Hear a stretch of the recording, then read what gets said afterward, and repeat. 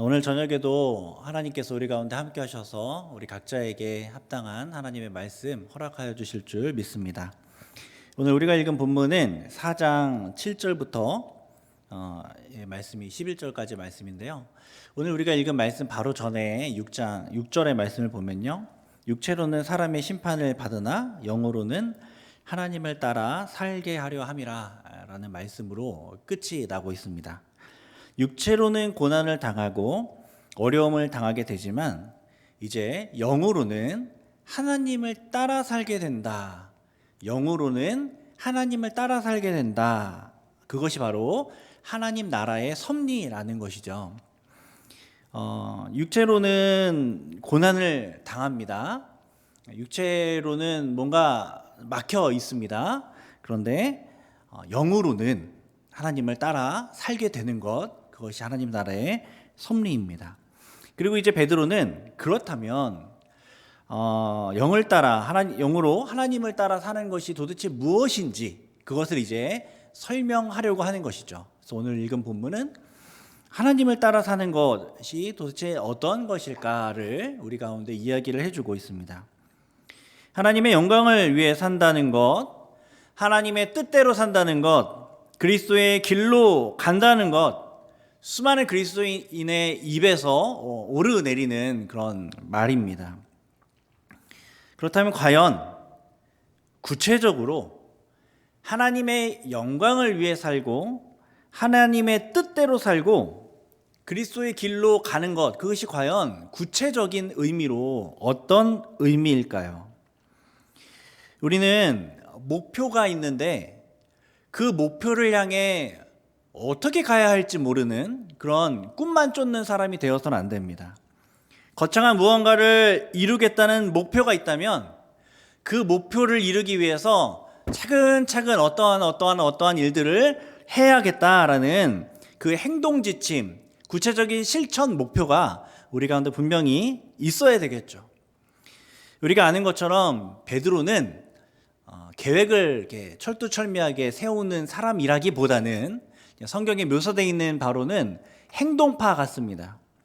막연하게 꿈만 꾸고 머리로만 이것저것 계산하는 사람이 아닌 것처럼 묘사됩니다. 그는 무리를 걸으신 예수님을 보고 어떻게 합니까? 나도 걷겠습니다 하고 그냥 무턱대고 걸은 사람이죠. 예수님을 잡아가는 병정을 향해서 무턱대고 그러면 안 돼요 하면서 칼을 이제 휘둘렀던 사람이기도 합니다. 잡히신 예수님을 그냥 아무 계획 없이 무작정 따라갔다가 너 예수님 제자지? 하는 질문을 받게 되고 너무너무 당황한 나머지 주님을 3번 부인하는 일까지 하는 겁니다. 철두철미하게 계획하고 갔으면 뭔가 질문을 하면 의연하게 답을 했겠죠. 네, 그러지 못하는 모습을 보여주죠. 또 부활하신 주님을 만났을 때 배에서 멀리 계신 주님을 보았을 때 베드로가 어떻게 합니까? 그냥 무작정 바다로 뛰어들죠. 그런 베드로는 영으로 하나님을 따라 사는 것이라는 막연한 생각들, 막연한 목표보다는 그 길을 가기 위해 반드시 해야 할 행동 지침들이 어쩌면 더 중요하게 여겨졌을지도 모르겠습니다. 아무튼 베드로는 오늘 말씀을 통해서 하나님의 뜻대로 살아가는 성도가 과연 어떠한 모습으로 살아가야 되는지를 아주 구체적으로 우리 가운데 이야기해 주고 있습니다. 아주 알기 쉽게 설명해 주고 있습니다. 먼저 만물의 마지막이 가까이 왔으니 어떻게 하라 합니까? 정신을 차리고 근신하여 기도하라고 말씀하고 있습니다. 먼저 뭘 하냐면 이 제일 전제되는 것이 뭐냐면 임박한 심판을 생각해야 되는 거죠. 만물의 마지막이 가까이 왔다는 것을 생각을 해야 되는 겁니다. 성도는 이 세상이 모든 것이라고 생각하는 어리석은 사람이 아닙니다. 이 세상은 끝나죠. 이 세상은 모든 것이 결코 될 수 없습니다. 이 세상이 끝나면 어떤 세상이 오냐면 영원한 세상인 하나님 나라의 세상이 이 땅 가운데 오게 될 것입니다. 그래서 이 땅이 끝나면 심판이 반드시 있을 것을 우리는 알고 있는 사람이죠. 제 생각에 대한민국 군인들이 가장 잘하는 게 있는 것 같습니다. 그건 뭐냐면 기다림입니다. 기다림.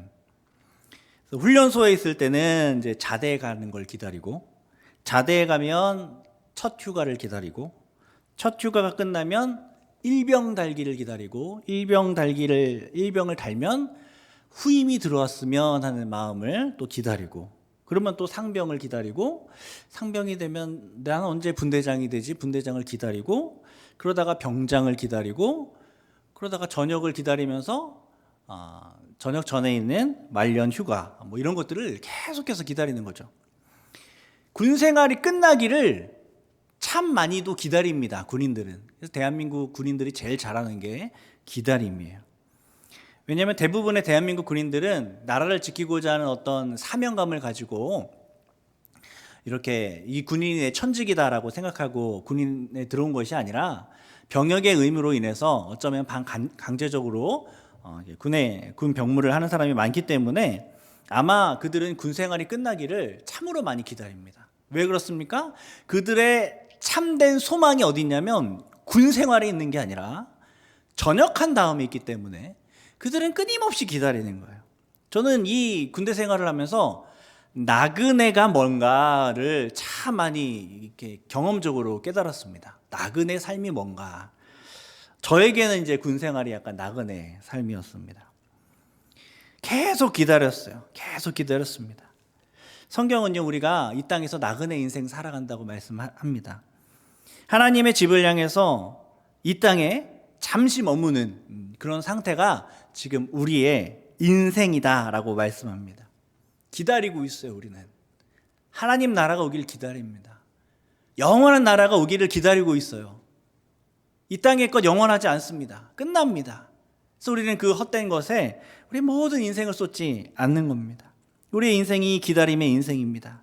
기다리는 사람은 탐닉하지 않고 안주하지 않고 쌓아두지 않습니다.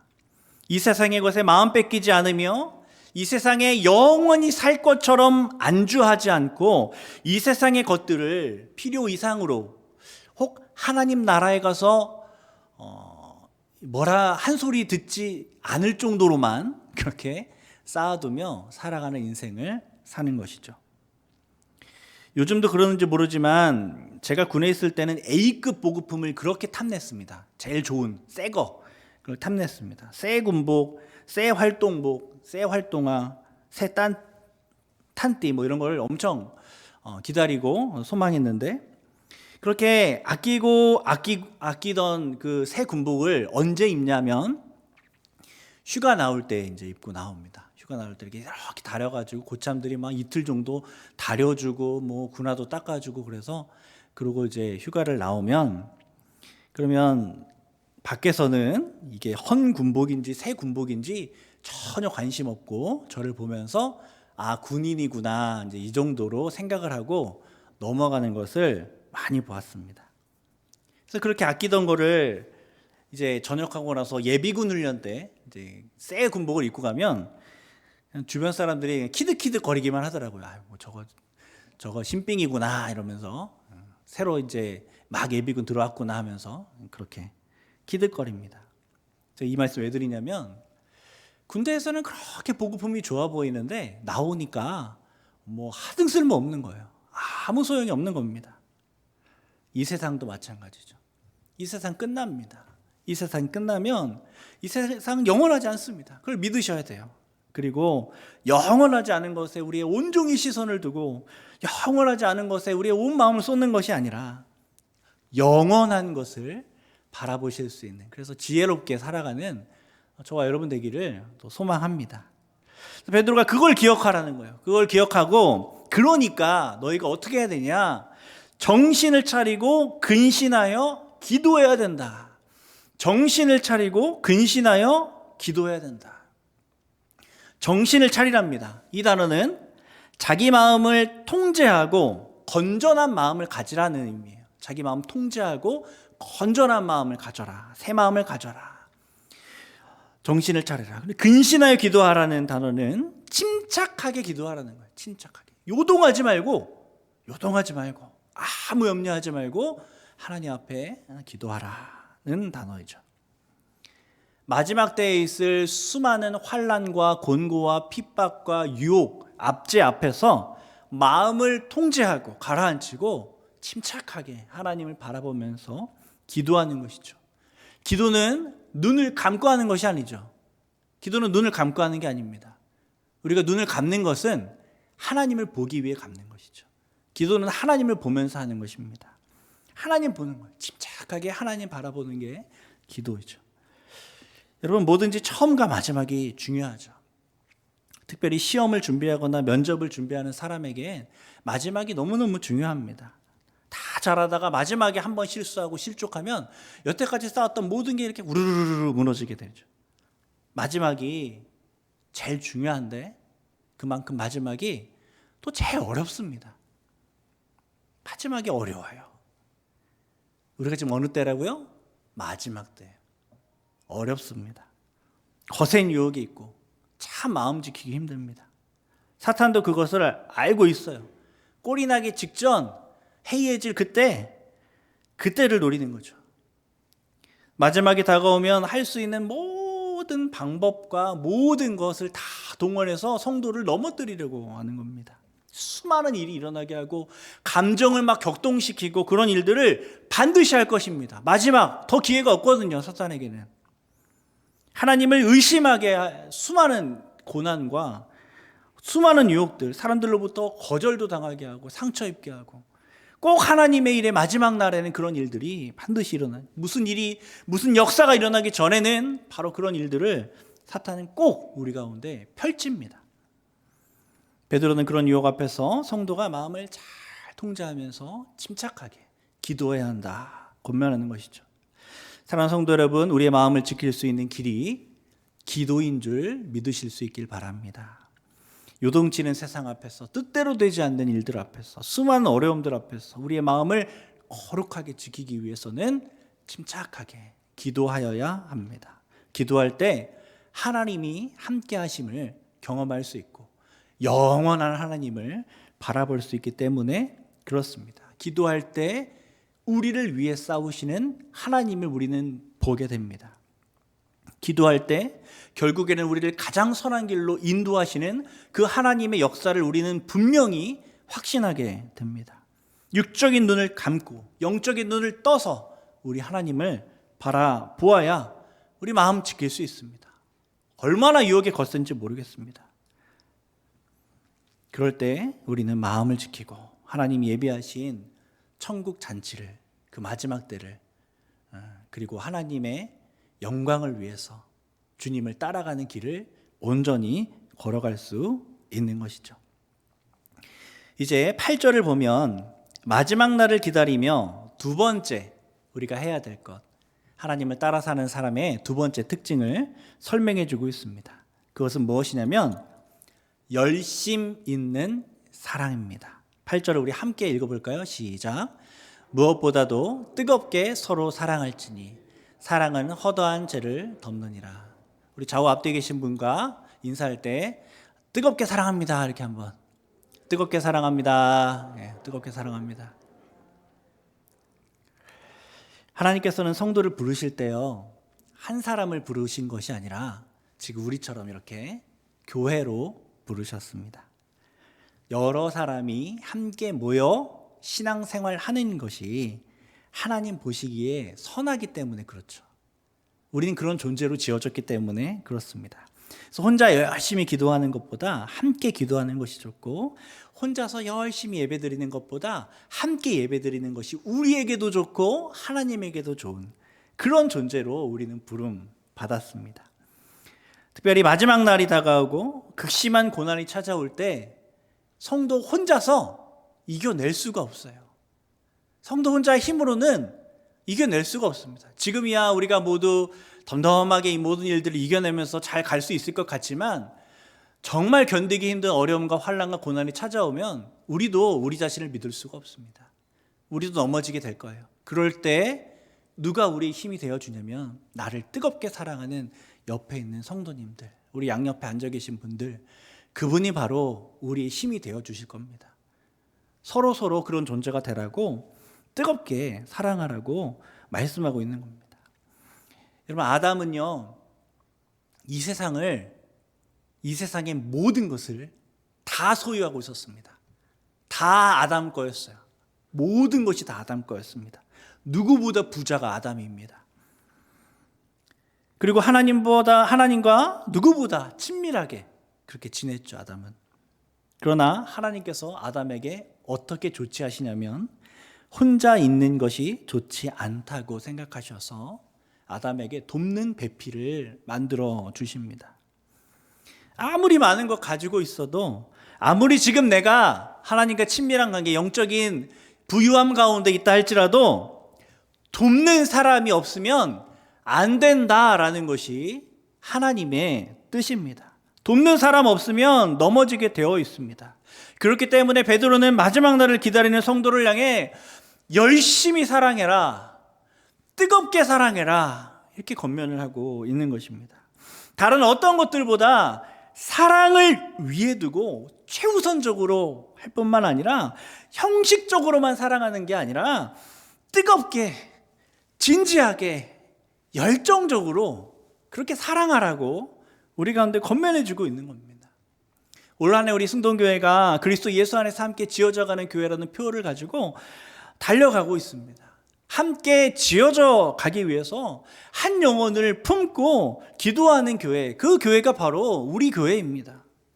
영혼을 세우는 일, 오늘 본문에서 베드로가 권면하는 것처럼 무엇보다 뜨겁게 사랑하지 않으면 불가능한 일입니다.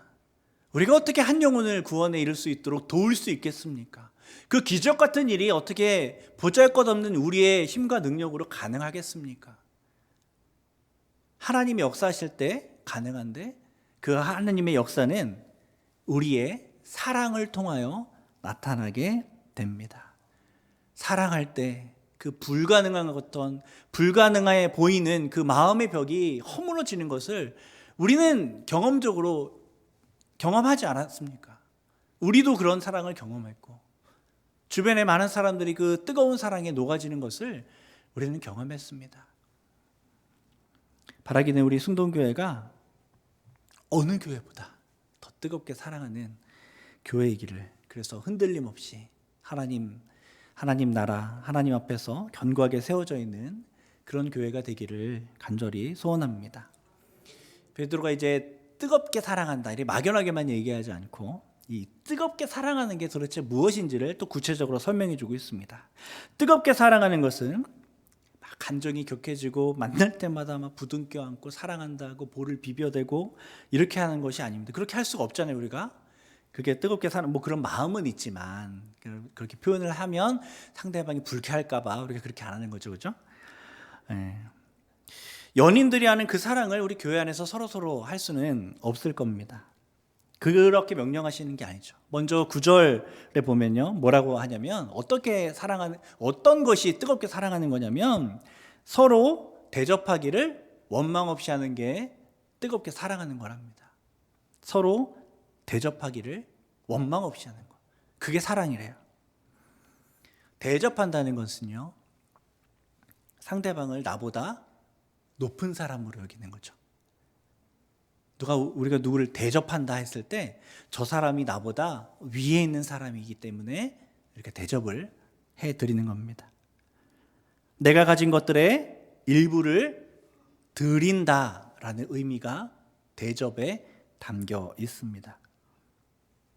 즉 겸손함으로 상대방을 높이고 상대방의 필요를 채우는 것, 그것이 바로 대접이죠.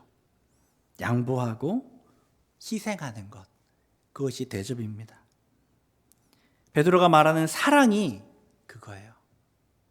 겸손하게 상대방을 높이며 상대방의 필요를 나의 것을 희생해 가며 채우는 것, 그것이 사랑입니다. 그것이 사랑이에요. 사랑은 마음만 가득하고 표현하지 않는 그런 감추어진 사랑이 아닙니다. 대접하기를 힘쓰는, 나보다 다른 사람을 더 높이는, 내가 가진 것을 가지고 계속해서 다른 사람을 섬기는 그것이 바로 성경에서 말하는, 베드로가 말하는 뜨겁게 사랑하는 법입니다. 근데 이렇게 대접하는 사랑을 하면서 주의할 게 있죠. 주의할 것 뭡니까? 원망하지 않는 거. 대접하는데 원망하지 않는 거. 그렇잖아요, 우리가. 누군가를 이렇게 대접을 하면 나도 대접받고 싶고, 내가 대접을 했으면 상대방도 나를 그렇게 대우해 주어야 하는데, 이런 생각을 하면서 섭섭해하죠. 혹은 이제 교회를 이렇게 열심히 섬기시다가 이제 은퇴를 하셨는데, 뒤에 이제 섬기는 사람들 보면 아이 그렇게 하는 게 아니라고 그렇게 하는 생각들이 들면서 좀 섭섭한 마음이 좀 들기도 하는 그런 것. 여러 가지 원망의 마음들이 교회 안에 있습니다. 원망하지 말라는 거죠. 원망하지 말라는 겁니다. 대접하되 남을 나보다 높게 여기되 내가 대접받지 못하더라도 원망하지 않는 그것이 바로 사랑이랍니다. 그것이. 마치 우리가 부모가 자녀에게 대접하는 것처럼 쏟아주고 높여주고 섬겨주고 하여도 그것이 보답으로 오지 않더라도 여전히 자녀를 끝까지 대접하고 사랑하고 섬기는 것처럼 그렇게 우리가 서로를 뜨겁게 사랑하라고 말씀하시는 거죠. 너무 어렵지만 하나님 능력 주시면 이 뜨거운 사랑이 우리 교회 안에 풍성하게 넘쳐날 줄 믿습니다. 마지막으로 베드로가 말하는 이 마지막 날을 기다리는, 그리고 하나님 나라에 하나님 영광 돌리며 살아가는 그 성도의 모습은, 영으로 하나님을 따라 살아가는 성도의 모습은 은사를 받은 대로 봉사하는 겁니다. 10절 말씀을 보면 각각 은사를 받은 대로 하나님의 여러 가지 은혜를 맡은 선한 청지기 같이 서로 봉사하라 이 말씀하시죠. 뜨겁게 사랑하는 것, 그것은 교회를 섬기는 것입니다. 뜨겁게 사랑하는 건 교회를 섬기는 것입니다. 봉사하는 것입니다. 우리가 한 영혼을 세우기 위해서 뜨겁게 사랑해야 되는데, 이 사랑은 꼭 말로 하지 않아도 되고 직접적으로 사랑해요 라고 이렇게 하지 않아도 됩니다. 그렇게 그런 것도 이제 병행해야 되겠지만 그것만이 사랑은 아니라는 것이죠. 영혼을 사랑하는 마음으로 우리 무엇을 할 수 있습니까? 식당에서 봉사를 할 수 있죠. 영혼을 사랑하는 마음으로 예배 안내를 할 수 있고 주차 봉사를 할 수 있습니다. 영혼을 사랑하는 마음으로 찬양대로 섬기고 교사로 섬길 수 있습니다. 영혼을 사랑하는 마음으로 새벽마다 뜨겁게 기도의 자리를 채우며 기도할 수 있고 이 예배의 자리를 채워나갈 수 있습니다. 자신이 받은 은사대로 교회를 세우고 봉사하는 것도 뜨겁게 사랑하는 것이다라고 베드로가 이야기해주고 있는 것입니다. 정말 감사한 것은 승동교회 안에 정말 수고로이 봉사하시는 분들이 참 많다는 것입니다. 그래서 성도님들의 이 봉사와 이 희생과 헌신으로 교회가 든든하게 세워지고 있는 그 열매가 무엇이냐면 129년이라는 어마어마한 시간을 이곳 가운데 세워져 있는 승동교회의 아름다운 모습인 것 같습니다.